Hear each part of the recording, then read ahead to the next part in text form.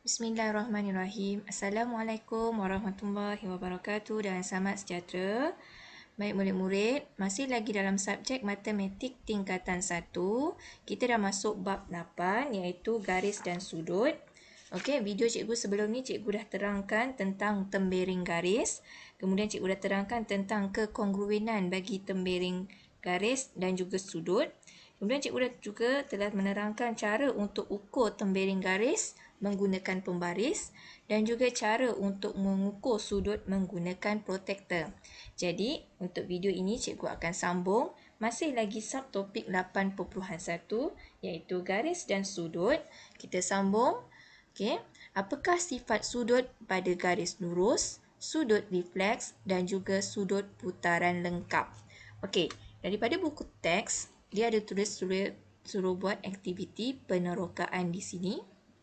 Sebab kita nak cari apakah yang dimasukkan dengan sudut tirus, sudut cakah. Okey, kalau kita lihat kat sini, cikgu scrollkan sikit. Okey, ini aktiviti dia. Okey, tapi kat sini, cikgu tak nak jelas panjang lebar. Cikgu nak buat kesimpulan sahaja kat sini. Apa dia jenis-jenis sifat sudut pada garis lurus, sudut refleks dan sudut putaran lengkap. Okey, cikgu terangkan ringkas di sini. Satu persatu, cikgu nak kamu salin nota ini dalam buku nota kamu. Okey. Baik, sifat sudut pada garis lurus, sudut refleks dan sudut putaran lengkap. Okey, kita nak belajar hari ini ada beberapa jenis sudut dan juga sifat sudut tersebut. Baik, yang pertama iaitu sudut tirus. Okey, cikgu nak kamu salin dalam buku nota kamu. Yang pertama ialah sudut tirus. Okey, sudut tirus sifat dia sudut yang kurang daripada 90 darjah. Okey, sudut dia kurang daripada 90 darjah. Maksudnya katakan cikgu bagi formula ubah X. Okey, nilai X ni mesti kurang daripada 90 darjah. Contoh ni sudut dia. Okey, katakan sini X lah. Okey, nilai X ni mesti kurang daripada 90 darjah. Maksudnya sama ada berapa? Sudut tirus ni katakan 20 darjah. Okey, yang ini namanya sudut tirus. 30 darjah pun sudut tirus. 40 darjah pun masih lagi sudut tirus. Tapi bila sebut 90 darjah, okey, 90 darjah kita tak boleh panggil dia sudut tirus. Sebab dia mesti kurang daripada, bukan sama dengan 90 darjah. Sebab apa? Kalau 90 darjah kita dah masuk pada jenis yang kedua iaitu sudut tegak. Okey, sudut tegak, sudut tepat 90 darjah. Okey, dia mesti bentuk garis macam ini, bentuk L macam ini dan ditandakan dengan simbol kotak ni, segi empat tepat. Segi empat sama ini. Ini maksudnya sudut tegak, nilai dia 90 darjah. Okey, kalau sudut cakah, okey, jenis yang ketiga sudut cakah, nilai sudut dia lebih daripada 90 darjah tetapi kurang 180 darjah. Jadi kalau kita letak kat sini, katakan nilai X ni adalah nilai sudut di sini. Okey, kalau tengah-tengah ni 90 darjah. Nah, kita condongkan lagi ke kiri, dia dah lebih 90 darjah. Memanglah syarat sudut cakar 90 darjah, lebih 90 darjah tapi tidak boleh kurang. Tapi kena kurang daripada 180 darjah. Maksudnya nilai X dia, okey, dia mesti antara 90 darjah hingga 180 darjah. Maksudnya mula dengan apa? 91, 92, 93, 94, 95. Okey, kalau 91 dah kira namanya sudut cakah. Kalau 90 darjah kita tak boleh panggil sudut cakah lah, dia dah sudut tegak.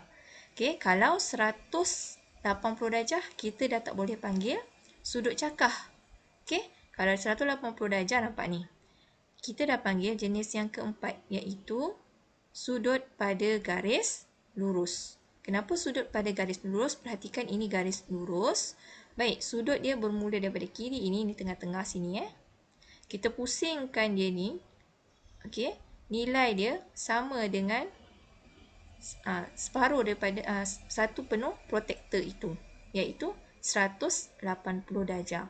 Sebab tu dia kata sudut pada garis lurus nilai dia 180 darjah. Jadi sudut cakar ni dia setakat 179 darjah saja. Itu kita panggil sebagai sudut cakar. Tapi kalau tepat 180, kita panggil sudut pada garis lurus. Okey, yang kelima iaitu sudut refleks. Sudut refleks dia lebih daripada 180 darjah, tetapi kurang daripada 360 darjah. Okey, maksudnya daripada sini kita mula pusing ke sini. Kalau ni 180 kan, dia mesti lebih 180. Sebab itulah okey, dibuka garisan lurus ni. Yang kedua ini lebih besar lagi sikit. Maksudnya antara sini ataupun lebih daripada 270 darjah.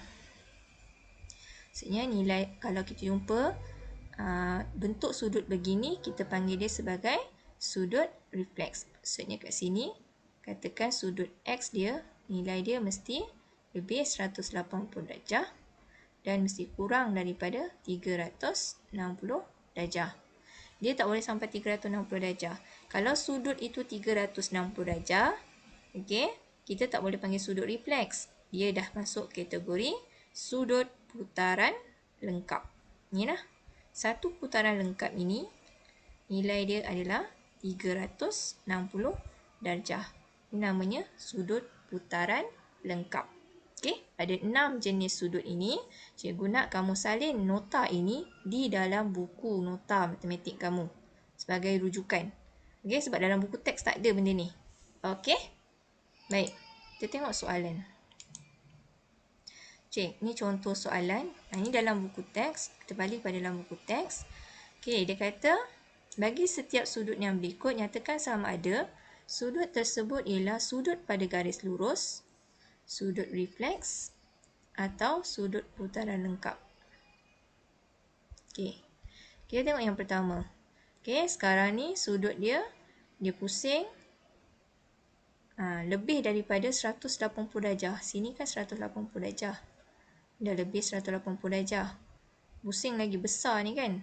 Jadi ini adalah sudut refleks. Okey. Sudut pada garis lurus senang. Sebab kita nampak je garis lurus kat sini. Okey. Dia bentuk separuh macam protektor ini. Ini 180 darjah. Ini kita panggil sudut pada garis lurus. Dan yang terakhir, yang ini sudut pada putaran lengkap.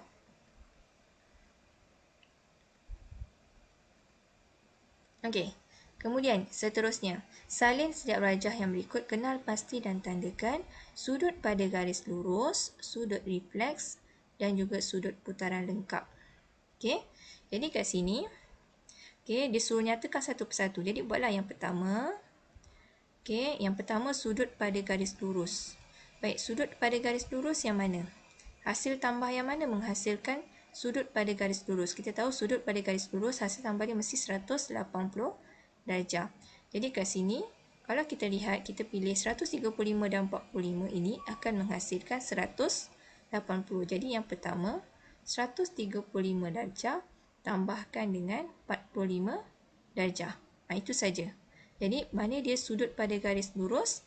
Yang inilah 135 darjah tambah dengan 45 darjah. Kalau sudut refleks pula, yang kedua. Okey. Sudut refleks.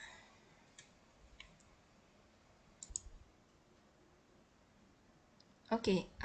Soalan ni dia kata, kejap cikgu baru perasan. Soalan ni kata, kenal pasti dan tandakan. Okey, maksudnya kita kena tandakan.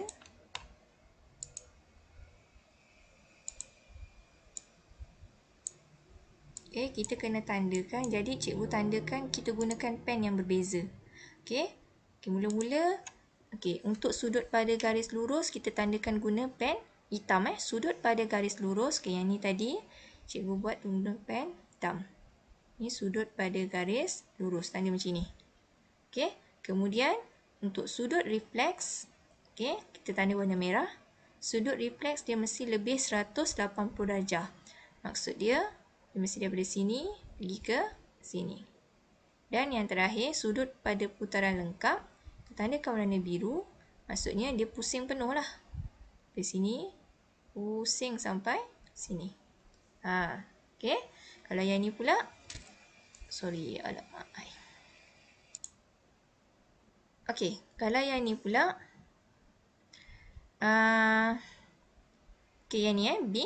Sudut pada garis lurus, kita tandakan pakai warna hitam. Sudut pada garis lurus, mestilah sini sampai ke sini lah. Okey. Bila? Jadi kamu faham mana dia sudut garis lurus? 180 darjah. Okey. Kalau sudut refleks, maksudnya yang warna merah kita tandakan pusing sini sampai sini.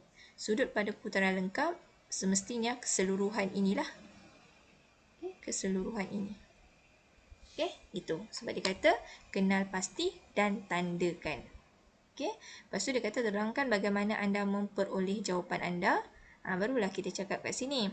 Macam mana kita boleh dapat jawapan-jawapan ini? Okey, kalau dia suruh terangkan, cakaplah yang macam tadi cikgu cakap tadi. Cikgu beritahu. Okey, soalan nombor 1 tadi, hasil tambah 135 dan juga 45 darjah. Okey, akan menghasilkan sudut pada garis lurus. Okey, itu contoh Okey, yang penting sebab dalam latihan modul dia ada suruh buat yang ini, dia suruh kenal pasti dan tandakan. Jadi kamu buat macam cikgu buat ni Buat anak panah ni bezakan dengan warna yang berbeza. Okey? Okey, itu sahaja cikgu nak terangkan. Nanti kita masuk pada 3 lagi jenis iaitu sudut pelengkap, sudut penggenap dan sudut konjugat. Okey, untuk hari ini saja kita belajar untuk kita belajar untuk mana tadi? Ni 6 jenis sudut ini dahulu. Cikgu harap kamu bersalin dalam nota, dalam buku nota dan cikgu harap kamu boleh faham. Okey, terima kasih murid-murid semua. Assalamualaikum.